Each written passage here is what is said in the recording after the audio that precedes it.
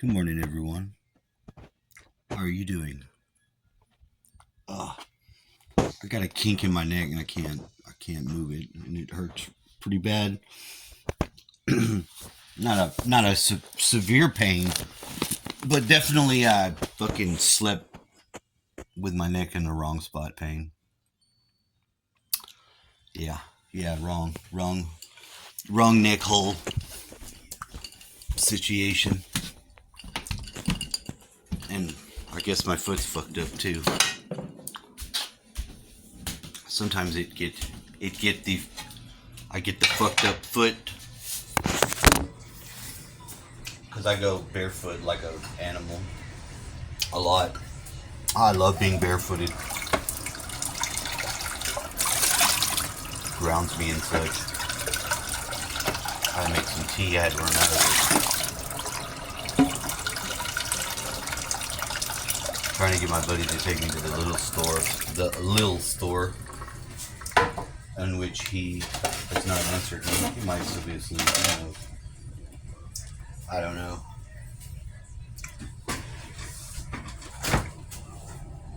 Yesterday was Father's Day. Father's Day can be difficult with you having family that are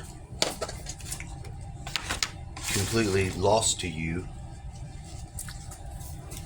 But I called my stepdad and talked to him for a good old time. But I called him in the river. I got in the middle of the river and I floated my stuff out there. I've got a really cool large bottomed bucket. I think you put a tire in it or something. That's what it says on there. It says something like that, which I didn't write it. I mean, I think it was made for having a spare tire in and going under something that could accommodate it.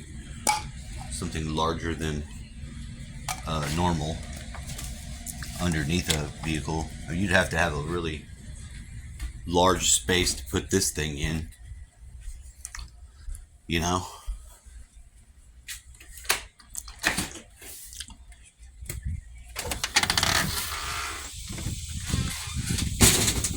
Oh yeah, the heat is happening.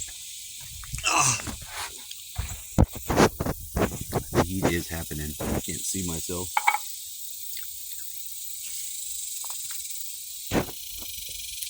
It's not too bad. I watered these. I'm coming, baby. I know that they're hungry and thirsty, but I check their water in the evening to make sure that they'll have some in the morning and not be dead ass dry in it.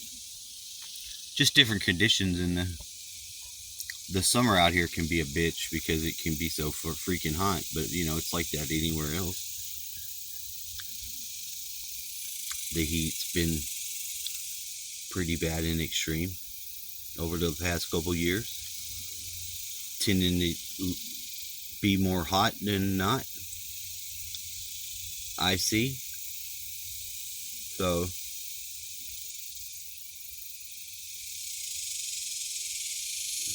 gotta resume my job hunting again today. And that's good, because I got a bunch of new apps on here that I haven't even got to look at and see what they've got. I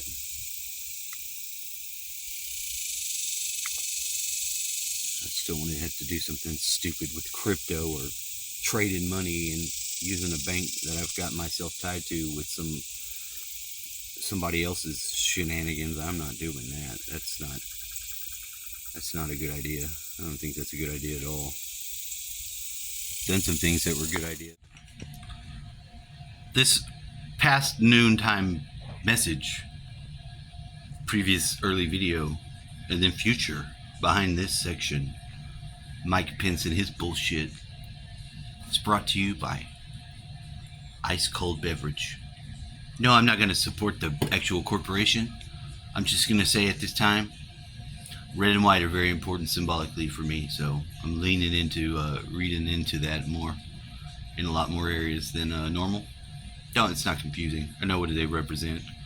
Dad's guitar, semen and blood lines, woman, male and female, making life. different shit. Hardcore symbolism in that. Sure, you could just turn it into pink and you'd lose it all. So, sometimes you just got to know what something's made of. 50% makes 100% of the color pink, which we associate with girls, but I don't want to get into that shit.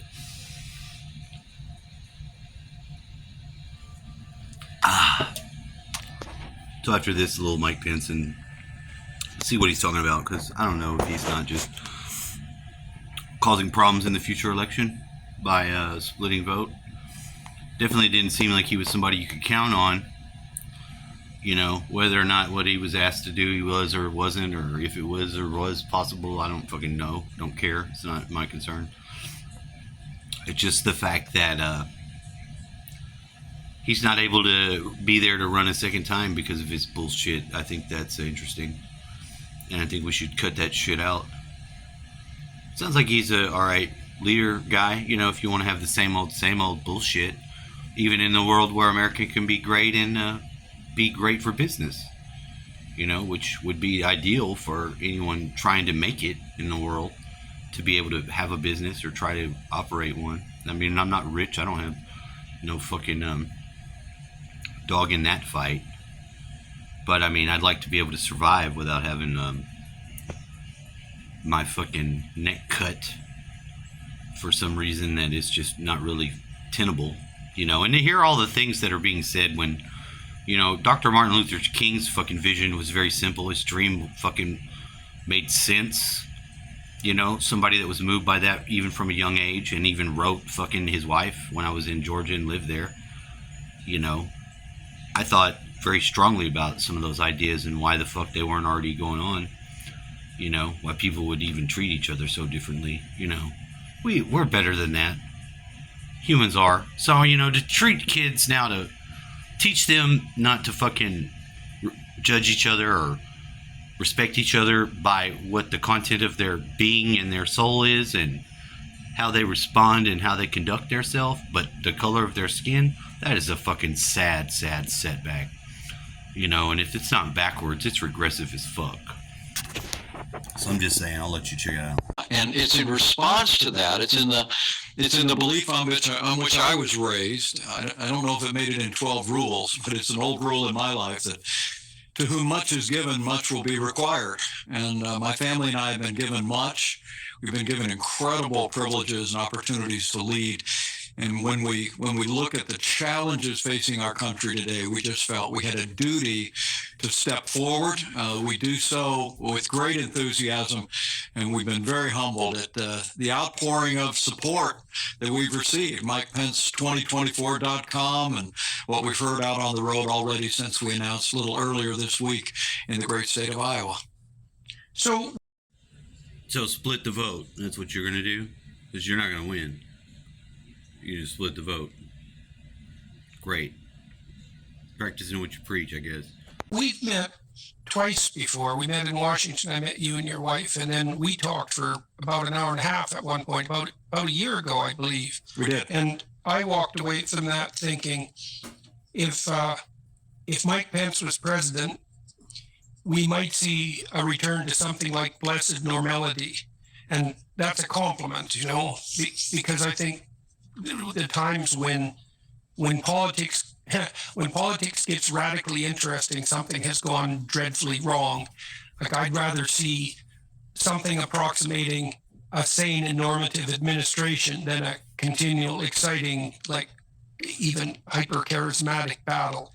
I think that's a sign of bad times. And so let me delve into that a little bit. You just outlined your qualifications. Well, I'm very humbled by those words, and it actually makes me think of another time, maybe a century ago. And I'm not someone that looks backwards or wants to turn the clock back. We could stop that conversation with anyone else now. But there was a season after World War I where a Republican ticket stepped forward. Literally, their message was a return to normalcy.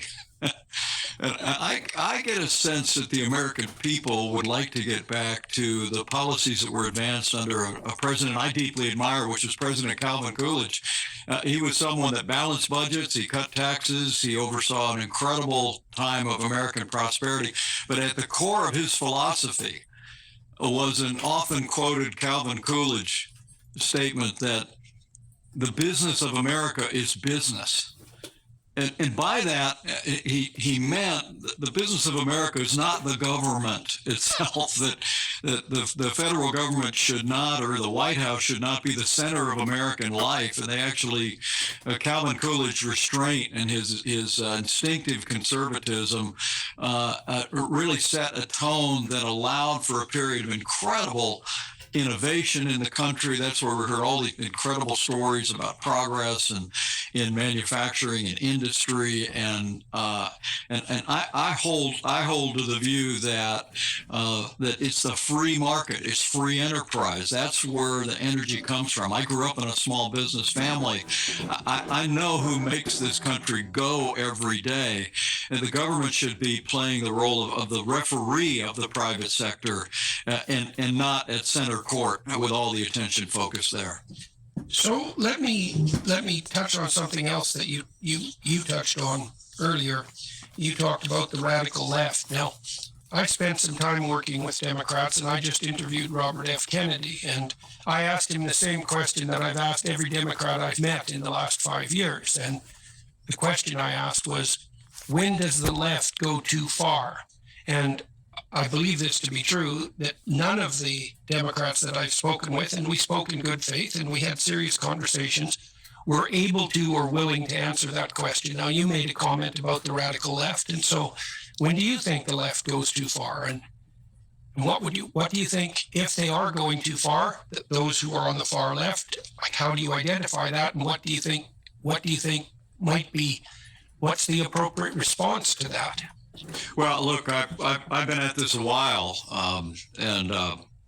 but I never thought I'd live to see the day that socialism was the animating economic philosophy of one of America's two major political parties. You know, I like to say to people, Joe Biden won the nomination of his party in 2020, but Bernie Sanders won the party.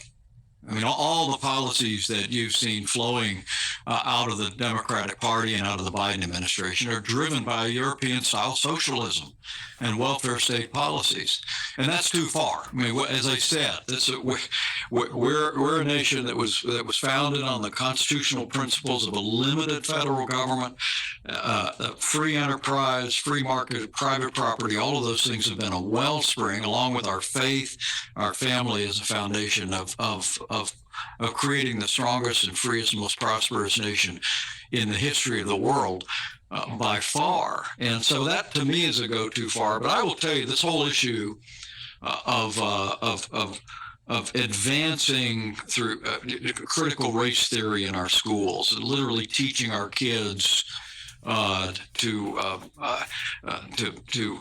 judge their peers not by the content of their character, but by the color of their skin, the opposite of the vision of the Reverend Dr. Martin Luther King Jr. And then beyond that, the radical gender ideology that is afoot in our schools and our universities and in the culture today, I think has literally shocked the conscience of many parents who might never identify with mainstream conservative philosophies that we share and traditional values that we share, Jordan, but they find themselves struck. I mean, my foundation in Washington, D.C. Actually weighed in on a federal lawsuit. The Linn-Mar Community Schools in Iowa require students to bring in a permission slip from their parents to get a Tylenol. But under the school policy, a student could get a gender transition plan from the health department at that high school without ever informing their parents. And that's insane. That's insane. You know, so, you know, to know what's going on, it's one thing. To try to, like, not be overly exposed to it, it can be difficult, especially when it's your, I take it like it's a job I have to do either way. always had to somewhat do it, but when you're exposing yourself by researching it, it harms you. It harms your consciousness. It does.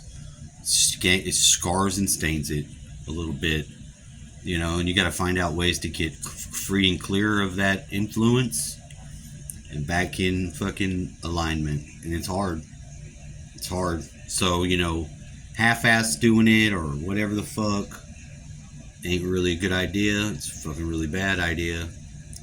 You know, multitasking is okay, but not at the expense of everything being done. You know, they'd say that if you multitask, you actually don't get any of the tasks accomplished completely normally.